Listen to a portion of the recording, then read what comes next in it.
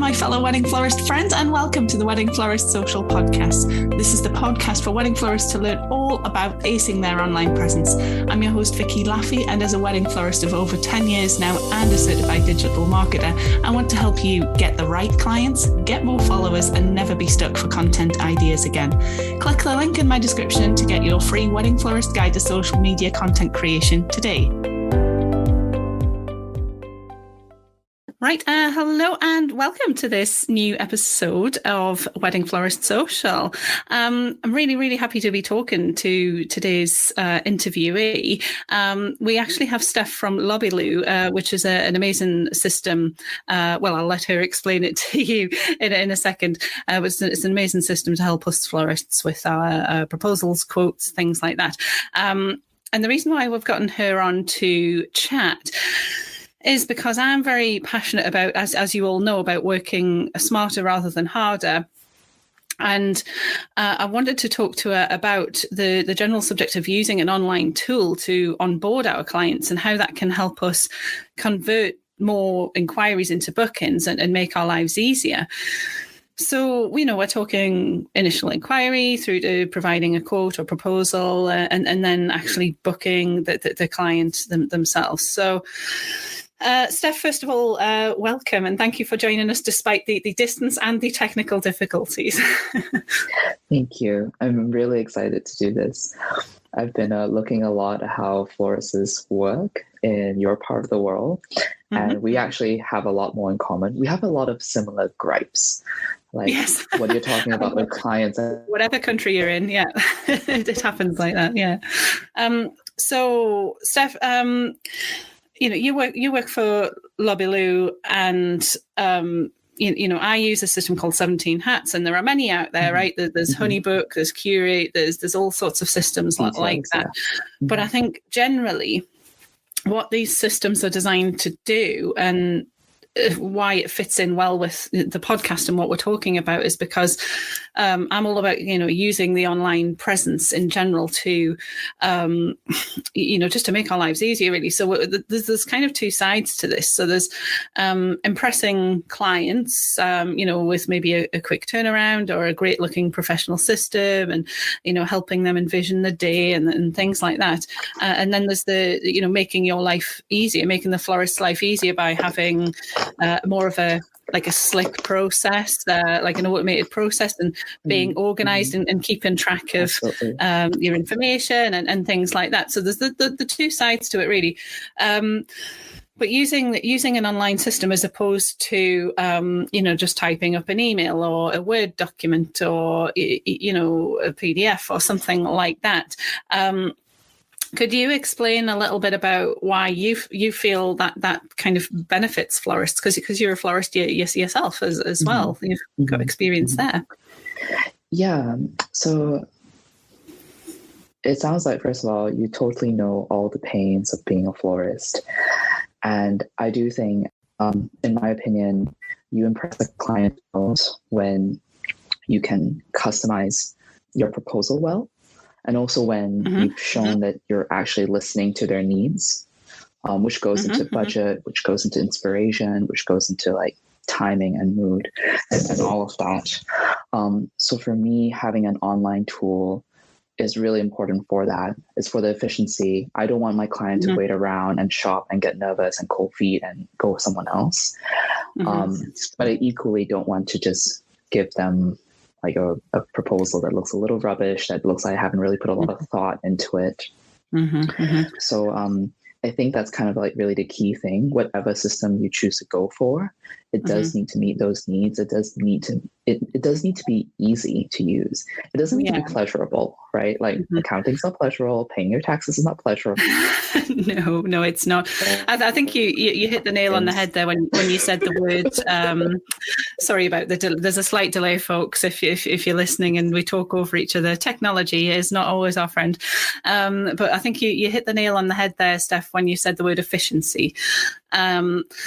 It's not only is that good for the client, that's good for us. I can get a quote out within 15 minutes of hanging up the call. I could do it while I'm with the person if I wanted.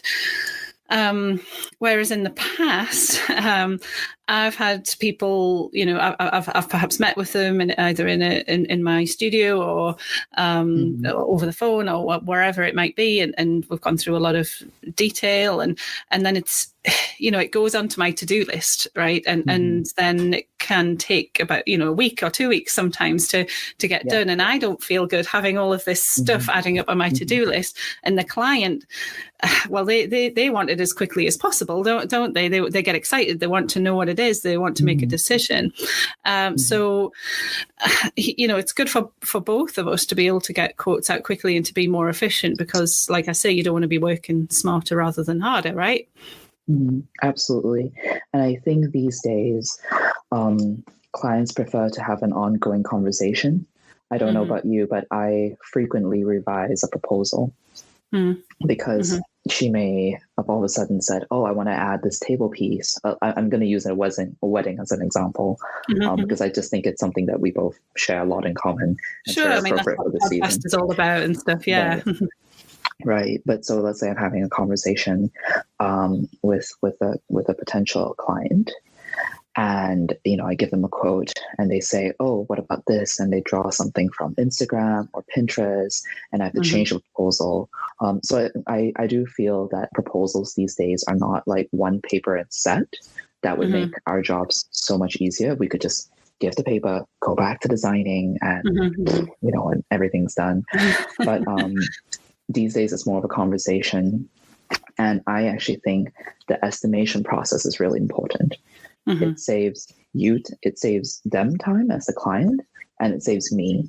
If someone doesn't like how I price something, they can just say no and find another florist, and that's good for me. It opens up, right? It opens up more time for a different booking or a client that I actually may enjoy. So I do think online tools also accelerate the process of decision making for you as a florist. I actually see them as more empowering.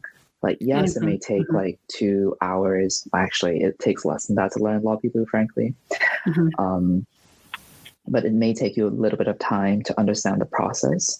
But what you're doing has such large ramifications for the rest of your workflow. It just makes things easy. And as we talked before the podcast, like my least favorite tasks are selling and pricing.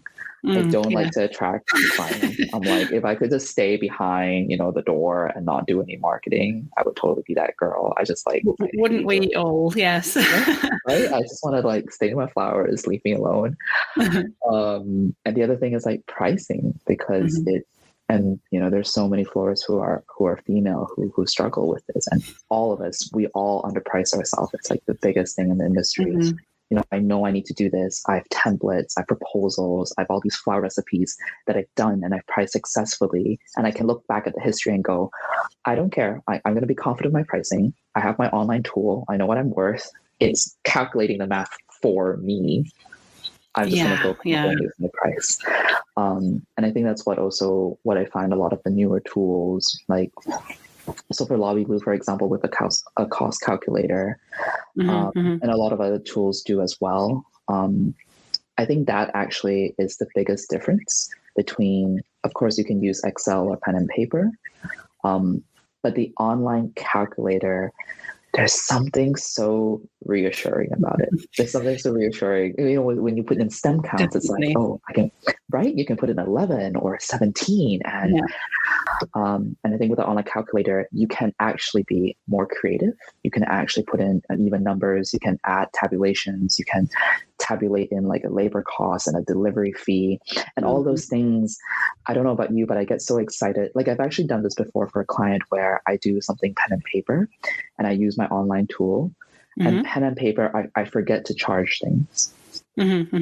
Yeah, it's down to human error, right? And I think from a professional wedding florist point of view here, it's very easy to, like you say, be more of a florist than a business person or a marketer. Or so when I'm I found it much more useful to have a list of prices that I figured out in advance. I put them into my system. So I just need to click bridal bouquet on my system, or table centerpiece, or whatever it is for the client. And it inputs the item into the quote or proposal, or whatever you choose to call it. And that massively helps. And of course, there will always be things that, for example, if you have a standard price for a bridal bouquet, but this particular bride wants it dripping with orchids everywhere, and it's going to be a bit more expensive. But you can easily change that. But it's not figuring it out from scratch. It's not having to type it all into an Excel document every single time. It's click, done. So I find that process fantastic, and my clients are always well impressed that I can when I say to them at the end of the consultation, okay, that'll be with you within the next half an hour, keep an eye out in your inbox for me, and they're like, oh, okay. Because they've spoken to other florists and other wedding suppliers and had to chase them for quotes, and it's just been a real grind, so that in itself helps me convert more clients, because they think, oh, well, this is brilliant. Yeah, no, absolutely. I think exactly what you said, having flower recipes really help, reusing them, like substituting things. And I do feel like online tools do allow you to focus on what's really important. Like after you've done the estimation, after half an hour, you can send it to them. You can actually focus on sourcing the flowers, figuring out if you can even take the project with like multiple bookings. Or if you're a brand new floral designer, figuring out like who to use as a wholesaler, like that is actually the stuff that you want to pay attention to, not really, Definitely. I mean, I'm always a huge fan as well of not doing too much work in advance before you've gotten an actual booking, before someone's signed on the dotted line. And I see so many other florists, on Facebook groups and things like that, sort of saying, oh, hey, can anyone, I've just had a consultation with a couple, and the bride wants the roses to match this bridesmaid dress color. And can anyone recommend a rose type for blah, blah, blah, and all this sort of thing. And people are getting, putting a lot of effort into this and thinking about exact varieties and exact, all of this other stuff. And before the person's even booked, they're just compiling the quote at this stage. Yeah. Whereas for me, I have my prices where it leaves a little bit of wiggle room. The designs are kind of up to me. I just know the colors and the style that the person wants. And I can just say, click, done. It's in the quote. And then I even have the emails automated. The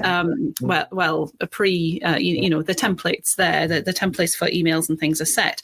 So if I need to, when I click to send the quote, I pick the email template, and within a couple of clicks, the quote is sent out. There's no typing out a long email to someone. It's just personalized. It's almost automated. So that process in itself as well really helps, I find. I totally agree with you. I also secretly hope no clients are listening to this, because if they knew so for example, Lobiloo, we're actually we're linked to Flora Abundance, so we have a depository of flowers, so I can just pull things quickly, and often I just pull like shades of white and shades of pink, and I'm just like, honestly, most clients don't know roses from carnation. I'm going to put something there until I find the exact shade you want, but at least I've sent something to you. I'm a very visual person, and most people come to us a kind of more visual, with Pinterest and Instagram. And it really helps when I'm able to just connect their photos of inspiration. And I literally, I kid you not, I blow up the photo, I take a pen and pencil, I'm like, I'm counting this. And that's how I arrive at the stem count. And I add like 20%, just in case. But that has been so illuminating for a lot of clients who think, oh, this looks simple. I just pulled it off Pinterest. No need. There are 5 colors, there are 5 different things. We haven't included, just like the vessel itself. So I think but it really it's just helps. a small bouquet. Surely it can't cost much, right? Yeah. And I think that's also like one of the things where I feel like having an online tool that has visual components, those clients, they share a picture. But when we see a picture, we see focal flowers. We go, okay, that's not in season. Boom, I got to get something else to replace that.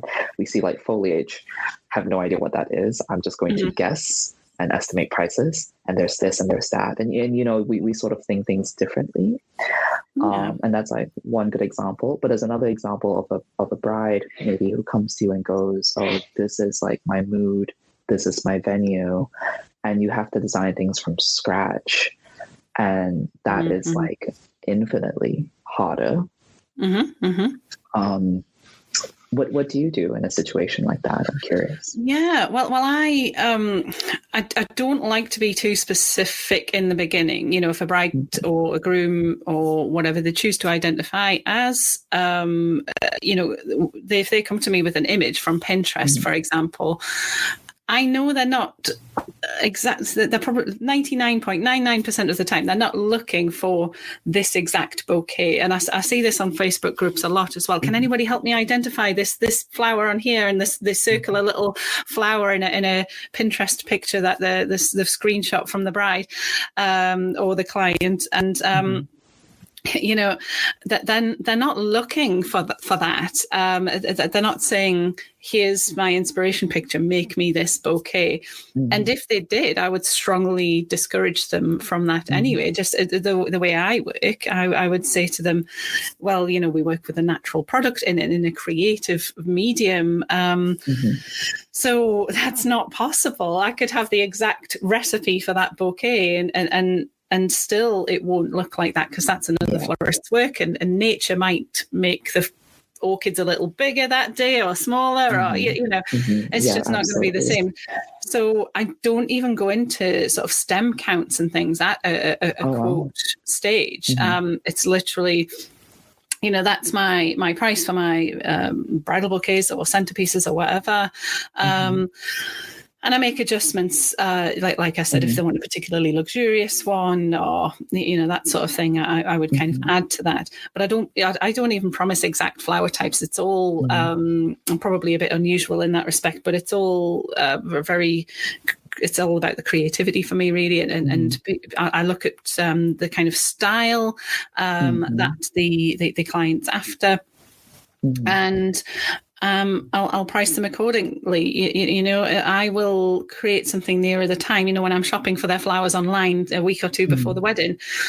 And I will say, oh, right, that flower there would look beautiful. That would achieve the sort of style that they want, and that sort of thing. So initially, I think putting lots of effort into things like stem counts and things can be, well, it can feel like a bit of a sting when someone doesn't book. You know, I often used to do that, you know, in the first half of my career. And, you know, you put all this effort into it and then someone doesn't book and you feel really deflated. It's quite sort of a kick in the teeth, I suppose, when you put all this effort into it, someone doesn't book, and sometimes they don't even get back to you, and which is another subject. But right. I do feel stem counting can be controversial, like in that way. Also because it does feel, you know, a little bit like crappy to go, okay, this and this, and a bouquet can only have this amount of flowers, and it's sort of like it does go against the creativity a little bit. But a lot of florists work like that, though. You know, they're more, say, numbers minded, or you know, they're very specific. Yeah, and I think it comes from also the fact that we're working with a perishable product.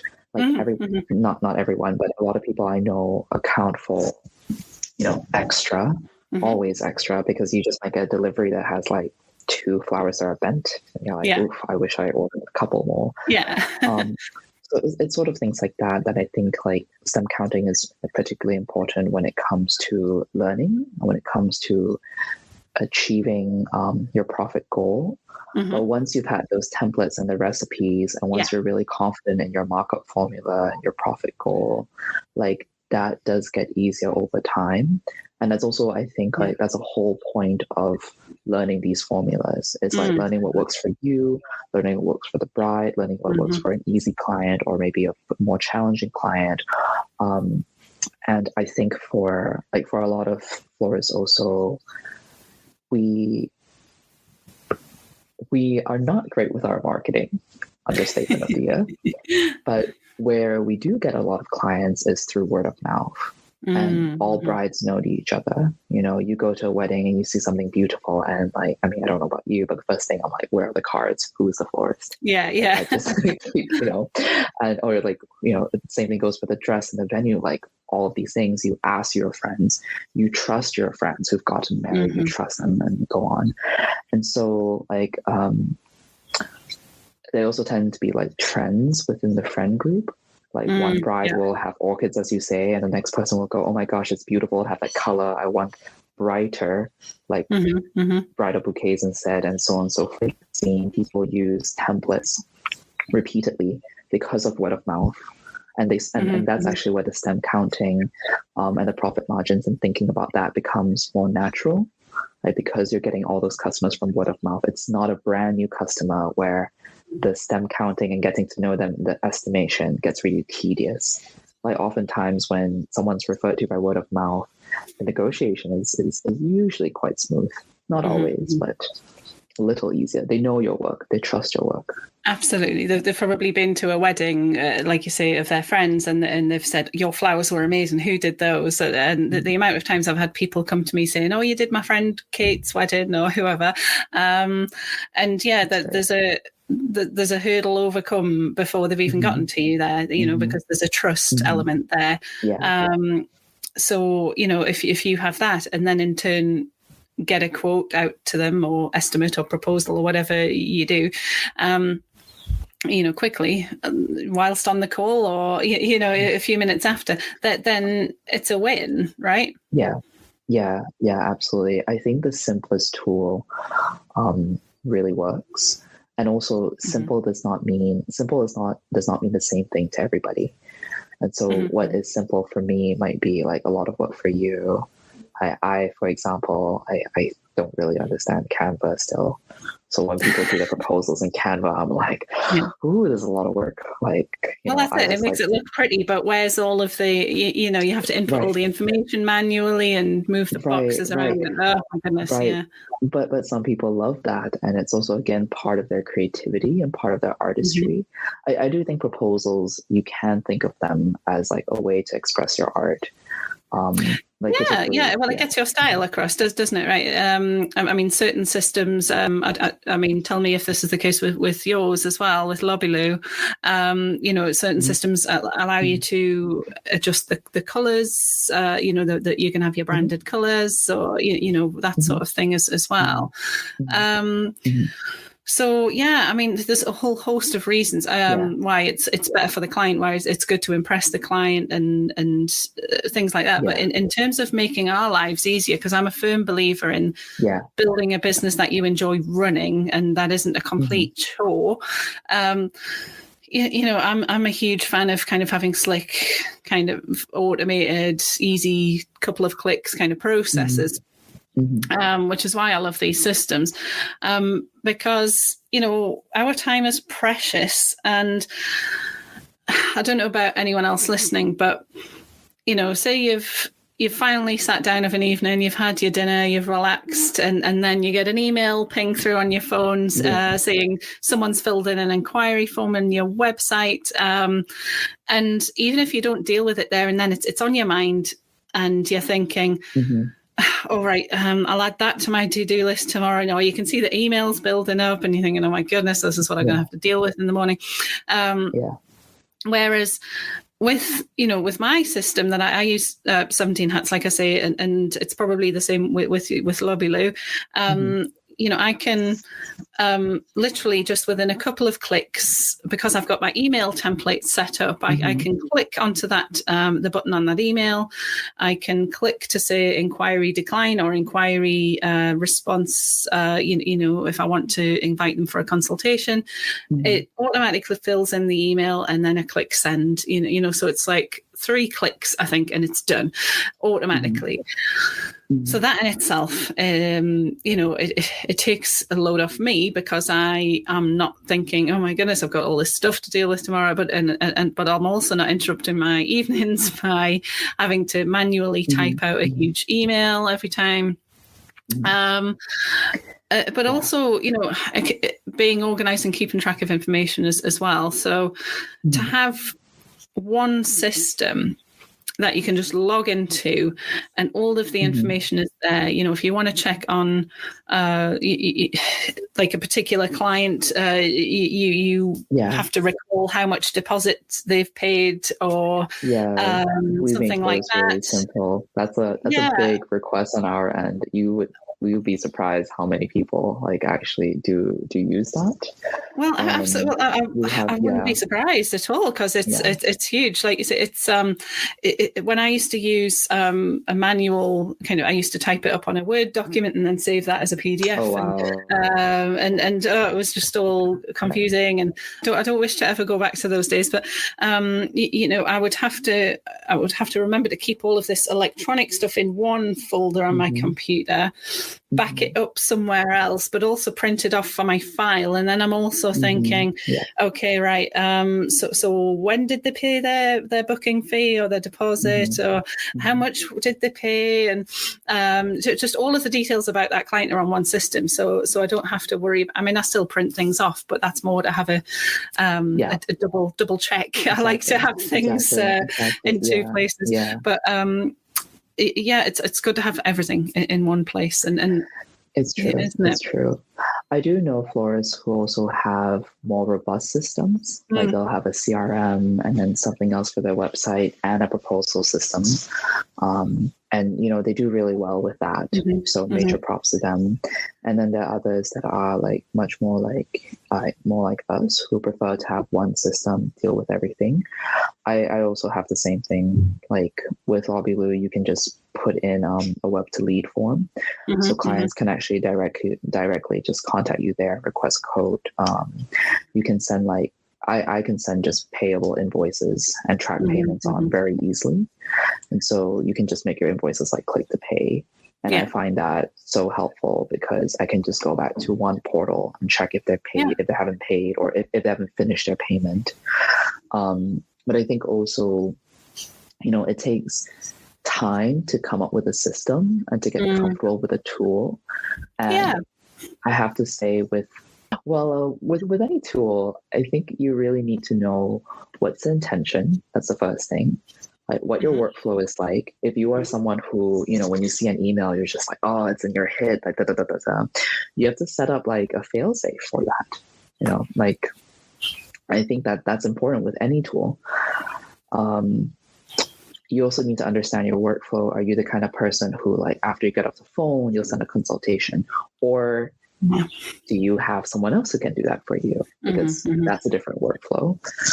You also have to know, like, how are you with tracking payments? And let's be honest, like, it's always a little, it's a little off.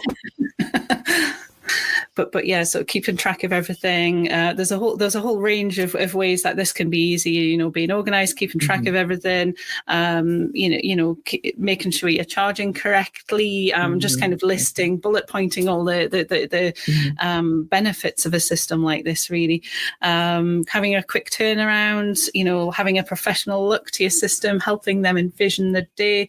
There's just a whole bunch of reasons, really, why having a system as opposed to just a Word document or a PDF or something like that helps. And just to chat more about inquiry forms there briefly before we go. Having, like you say, a website lead form that links directly into your system, whether it be Lobiloo or 17 Hats or whatever it is you use, it makes that process all the slicker, but also, us florists get DMs through Instagram or emails saying, hey, you're free on that date, et cetera, et cetera. So people come from all over the place. And to have that single point that you can refer people to and just say, that's great, I'm free on that date, here's the link to my inquiry form. And they go to the website, they fill that in. helps massively because you can personalize your form. You can personalize your quotes, the whole thing, and the whole workflow really, to make it you, to make it on brand. And so just to sort of chat about the elaborate on the workflow part of it as well. Like you said earlier, you have to build a system that works for you, because then there's no one cookie cutter system, right? Absolutely. And it does take a little while to set it up, but once you've got it how you want it, that process is just so slick, whatever system you use. So yeah, I absolutely, I'm massively in favour. We'll have links to both 17 Hats and Lobiloo in the podcast show notes as well. So yeah, so you guys can have a little look. But I'm a massive fan, and I would never go back to the old manual way unless I had to. But if anyone's listening, and I think maybe if you're first starting out, or maybe you are a little, you've been in the industry a long time, and you just doing things manually, like in writing or whatever, is how you learned, and you just haven't managed to kind of get into a new way of doing things.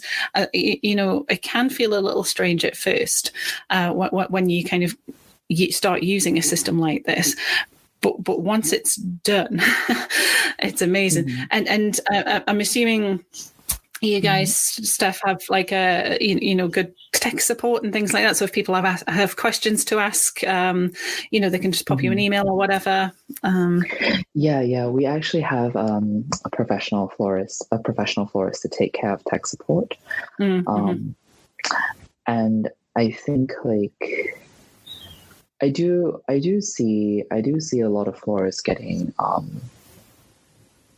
not so much recently, but I do see a lot of florists like trying to sort of use several tools at the same time. And I think I do think it makes more sense to try a tool, invest in it for a month or two, and then see how it ties into your existing system before moving on. So for example, if you have like having a website up, that's already amazing, right? And then you have these DMs coming from Instagram and Facebook, and maybe you decide, okay, I need a CRM, I need a customer like relationship manager, and you use that, and you try it for a month, and you realize, oh, I don't actually need such a robust system. That's good. But exit. Don't give yourself so much work. But then try the next thing. Then next you can try a software proposal system, and then next you can try like a marketing tool like Hootsuite. Especially starting out, we just go crazy. We fire on all cylinders. We try to have like a marketing software tool and Hootsuite and a proposal tool and everything else, and you're like, that's too much. Do one thing at a time. So I think definitely making the workflow a bit simpler for you. I think that's like that was something I wish I learned a long time ago.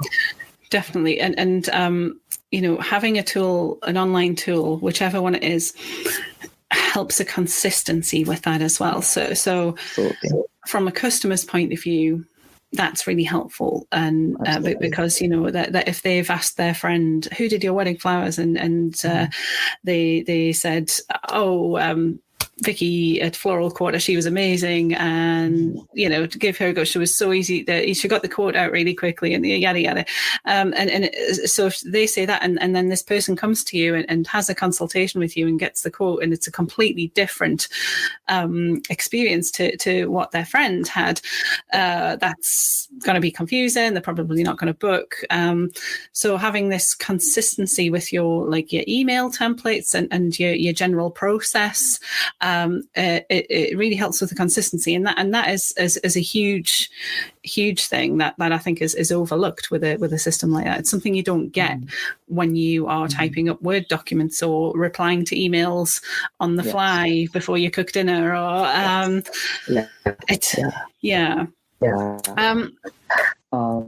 So I listen to the Huberman Lab. I'm a big fan of the podcast, and I listen to a podcast about productivity. And just your story about, getting an email and then feeling the need to respond to it right away. It just reminded me of that, where the first 8 hours of your waking day, that's when ideally Andrew Huberman recommends that we focus on analytical tasks. And then the second half of the day, second 16 hours upon waking up, you focus on more creative tasks. So simply put, like, think morning and afternoon, right? Yeah. I do think the takeaway from that is, like, deciding to respond to an email at night. You're not doing yourself justice. You're not giving yourself the best way to impress the client, and no online tool can fix that. No online tool can fix shitty productivity habits. Like, let's be real. Like, it makes much more sense to actually batch your work, and then then I like to do, for example, all my admin tasks in the morning and get my workflow out and crank out all my proposals, and then the afternoon it's just designing, it's just creative works, and I set really hard limits on that. Because again, it doesn't matter if I have, like, I don't know, the Tesla of, like, proposal tools. Yeah, exactly. I think that's probably a good way to work it. They're thinking morning and afternoon. So, I mean, these workflows, these online systems, these tools, all they're doing is reflecting a process that you have. You as the human design the process. You then make the system do what you want it to do, and that's the beauty of it. You can they can be personalized, they can reflect you, and you don't have to fit in with them, they fit in with you. And I think that's what puts a lot of people off using a system like that, is that they feel it might be difficult or awkward, or it'll not quite do what they want it to do. So yeah, I love that they can be personalized. So Steph, I think we'll leave it there, because I think technology might be about to fail us right now. I think in terms of the sound, but it's been an absolute pleasure talking to you. It really has. We'll put the link to Lobiloo in the show notes so people can get their free trial and things like that. Yeah. Anything you want to mention? Offer. Yes, I do. I actually wanted to offer anyone who's listening to this podcast a 2-month trial instead of the 2 weeks that we usually have. Because I do think, like, as we talked about this entire podcast, hopefully through the technological issues, is that, like, it takes time. Yeah, it just takes time to find your groove. Yeah, and 2 weeks goes so quickly, right? So it does. It does. Yeah. So I wanted to. Well, that's very kind of you, Steph. Thank you very much. Really good of you. We'll put the link to that in the show notes, and you guys can take advantage of that if you wish. But Steph, thank you so much, and thanks to everyone for listening and joining us. And flower on. Well, thanks so much for listening all the way to the end of Wedding Florist Social. Remember to hit subscribe so that you don't miss out on any future episodes. And if you want access to some free community and support, then head across to Facebook and look me up on the Worldwide Wedding Florist Community Group. I look forward to seeing you there.